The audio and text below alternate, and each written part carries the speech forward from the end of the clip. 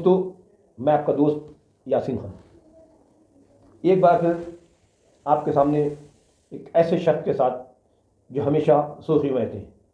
फ़ज़ल अली खान, आपका स्वागत है। शुक्रिया। कल 19 अप्रैल लोकसभा के चुनाव में जहां पूरा शहर, पूरा ज़िला और काफ़ी जगहों पे लोग वोट डालने में लगे थे, प्रशासन लोगों की हिफाजत में लगा हुआ था, वहीं एक इंटरनेशनल कॉल, पाकिस्तान से एक व्हाट्सएप कॉल पे एक कॉल आती है फ़ज़ल अली खां को, जिसमें इन्हें एक ख़तरनाक ढंग से धमकी दी गई। आइए मालूम करते हैं क्या मामला है, जहां पुलिस प्रशासन लोगों की देखभाली में लगा था, पूरी तरह से मुस्तैद था। वहीं एक ऐसे शख्स को जो भारतीय महासंघ के राष्ट्रीय अध्यक्ष भी हैं। फ़ज़ल अली खां, जैसे कल लोकसभा चुनाव थे, पूरा शहर का प्रशासन लोगों की देखभाली में और कोई अनहोनी नहीं होए उसमें लगा हुआ था, अच्छे से वोटिंग होए, लोग सुकून से वोट डाले, अपने घर में जाए। वहीं आपको एक जो है धमकी भरा फ़ोन आना, क्या मामला है बताइए। देखिए, ऐसा है कि कल हम लोग सुबह से ही अपने पोलिंग बूथ पर थे और प्रशासनिक मदद कर रहे थे, लोगों की मदद कर रहे थे कि उनको आसानी से उनका वोट पोल हो जाए। कल का मतलब है 19 अप्रैल। तो लगभग 11:54 पर एक व्हाट्सएप मेरे पास कॉल आया, मैंने उसे रिसीव किया। तो वो जो भाषा थी जो मुझे सुनाई दी वो बिल्कुल अलग से थी, जो हमारे भारतीयों की भाषा नहीं होती है। उसमें जो मेरी राष्ट्र प्रेम है, राष्ट्रभक्ति है और जो सच्चाई बोलने की आदत है, वो चाहे किसी भी समुदाय के लिए हो, उस पर लेकर उसने कहा कि तूने अगर ये सब कुछ नहीं छोड़ा तो तुझे और तेरे परिवार को किसी भी दिन, किसी भी वक्त मार दिया जाएगा। क्या कहा, मतलब क्या नहीं छोड़ा?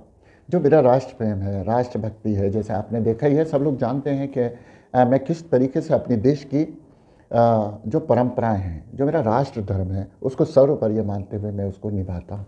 तो ये आपके ही साथ क्यों होता है? देखिए, मैं ज़्यादातर टीवी डिबेट्स में रहता हूँ, राष्ट्रहित के पक्ष में रहता हूँ। तो लाजमी सी बात है, जो जलने वाले लोग हैं, जो आतंकवाद के आका बॉर्डर पार बैठे हैं, उनको ये सब चीज़ें नागवार गुजरती हैं कि ये क्यों बोलता है। मेरा अपना मानना है कि मुझे राष्ट्र प्रेम, राष्ट्रभक्ति और सच्चाई बोलते हुए अगर मेरी हत्या भी हो जाती है तो मुझे उस पर गर्व होगा कि मैं अपने देश के लिए कुर्बान हो गया, बलिदान हो गया। और मैं अपने ज़िला प्रशासन, पुलिस प्रशासन से कहूँगा कि घबराने की बात नहीं है। ऐसे आतंकवादियों के लिए तो मैंने ये जूता रख रखा है, वो मुझे गोली से क्या मारेंगे, ये जूता देख लीजिए। आतंकवादियों जो आकाओं वहाँ बैठे हो सकता है इस जूते से मार दूंगा मैं तुम्हें, इतने जूते मारूंगा आतंकवादियों कि तुम्हें होश नहीं लेने दूंगा। हम तुम्हारी धमकियों से डरने वाले नहीं हैं। हमें पता है कि एक दिन मौत आना है, चाहे गोली से आए, हार्ट अटैक से आए या किसी से आए। और दूसरी बात कि मैं कभी भी अपने राष्ट्र धर्म को, अपनी देशभक्ति को किसी भी कीमत पर नहीं छोड़ सकता। अपनी पूरी दुनिया, पूरा परिवार अपने राष्ट्र पर कुर्बान करने के लिए तैयार हूँ। इससे पहले भी आपको धमकी आई थी, आपको सुरक्षा मुहैया कराई थी, तो कहीं ऐसा तो नहीं कि दोबारा सुरक्षा के लिए आपने ही कोई गुमराह करने के लिए प्रशासन को एक ये जाल बिछा हुआ कि मैं लोगों को प्रशासन को गुमराह करूँ जिससे मुझे दोबारा से सुरक्षा मिल जाए? ऊपर वाले का ये शुक्र है कि जहाँ प्रशासन हमें सुरक्षा देता है तो वहाँ बहुत सी जगहों पे हम प्रशासन को भी सुरक्षित करते हैं। हमें कभी ज़रूरत नहीं है सुरक्षा की। और मेरे देश के जो कानून है, जो संविधान है, प्रशासन है, वो बहुत चौकन्ना है। यहाँ की जितनी भी हमारी खुफिया एजेंसियाँ हैं वो बहुत बढ़िया काम कर रही हैं। लेकिन ये कॉल आई अचानक, इसकी जांच होना चाहिए कहाँ से कॉल आई है। और मुझे किसी भी कीमत पर सुरक्षा नहीं चाहिए, क्योंकि मैं सुरक्षा, जो मेरे संग सुरक्षा कर्मी रहता था या रहते हैं या रहेंगे, उनके पद की गरिमा के अनुसार मैं उनके साथ बर्ताव नहीं कर सकता। तो ये तो मान लीजिए कि जब भी कभी हमारी ज़िला पुलिस प्रशासन को ज़रूरत हो तो उसके लिए हम तैयार हैं। मुझे मालूम है कि पुलिस प्रशासन मेरे लिए हर उचित कार्रवाई करेगा।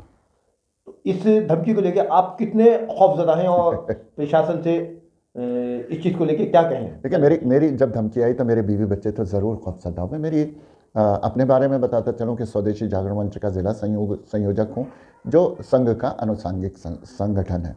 मुस्लिम महासंघ का राष्ट्रीय अध्यक्ष हूं। मेरी पत्नी बहुत इसको लेकर चिंता में रहीं, क्योंकि वे जिला उपाध्यक्ष हैं महिला मोर्चा भारतीय जनता पार्टी की। तो मैंने उनसे ये कहा कि बीवी, एक जान है तुम्हारी, लेकिन हम तारीख बनेंगे, इतिहास बनेंगे, देश में एकता, अखंडता और मजबूती के और उस प्यार के जो आज नहीं मिलता। अगर हम राम के चरणों में दिया जला देते हैं तो उस दिए से कुछ नहीं होता, उस दिए से प्रेम रोशन हो जाता है, प्यार का चिराग चल जाता है। जो आज एकता की तलाश है, वो एकता हमेशा के लिए कायम हो जाती है। फिर से कह दूं आतंकवादियों, मैं आपसे डरने वाला नहीं हूं। जब चाहे जहां चाहे मार देना, पीछे मुड़ के भी नहीं देखूंगा, भागूंगा नहीं, लेकिन मैंने जो जूता दिखाया है वो जरूर याद रखना।